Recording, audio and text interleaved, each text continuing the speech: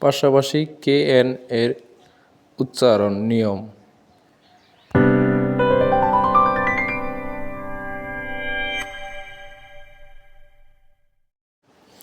KN এর উচ্চারণ নিয়ম হলো, ওয়ার্ডের শুরুতে KN থাকলে কে উচ্চারিত হয় না, শুধু N এর উচ্চারণ হয়। যেমন নো মানে জানা, নলেজ মানে জ্ঞান, নক মানে আঘাত করা, নাইফ মানে ছুরি, নি মানে হাঁটু।